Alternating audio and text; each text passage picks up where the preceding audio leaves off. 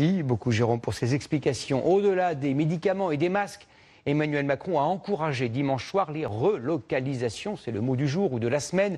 Est-ce possible économiquement et à quelles conditions? C'est ce que vous allez voir avec l'exemple de deux entreprises qui ont fait ce choix. Reportage Thierry Coiffier et Stéphane Deperroy.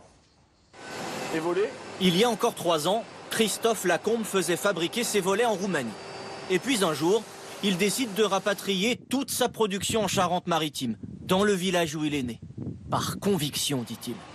Mais tout cela a eu un coût. Le salaire minimum est 3 fois plus élevé en France qu'en Roumanie.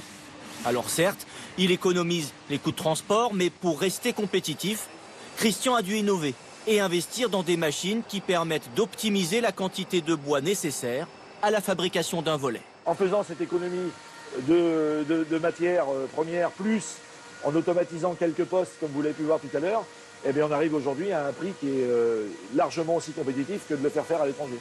Une difficulté cependant, trouver une main-d'œuvre qualifiée prête à venir travailler en Charente-Maritime. C'est pas toujours facile quand on est dans une zone rurale, c'est un petit peu plus difficile que quand on est dans les grandes villes. Donc il faut aujourd'hui trouver plutôt des profils de personnes qui veulent s'inscrire dans le territoire et non pas dans la profession.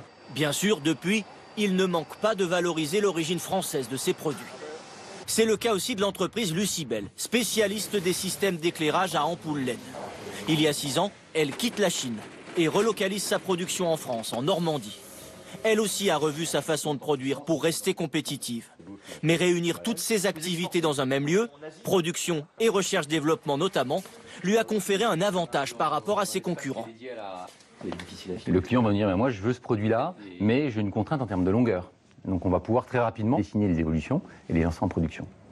Et donc il y a cette réactivité qui fait qu'en quelques semaines, on peut quasiment développer un nouveau produit. Ça vous aurait pris combien de temps si vous étiez resté en production en Chine? Ça prend quelques mois parce qu'il faut faire des échantillons, il faut les valider, il faut les envoyer, et puis il y a des coûts derrière. Un frein cependant pour ce chef d'entreprise, une fiscalité qu'il juge trop lourde en France. Ces impôts de production, pour une entreprise comme la nôtre, en tout cas, sont conséquents chaque année. Il y a énormément d'entrepreneurs qui sont prêts à se lancer dans des projets de relocalisation. Voilà. Après, il faut que le projet politique suive pour que tout ça soit gagnant pour tout le monde. L'entreprise a embauché l'an dernier.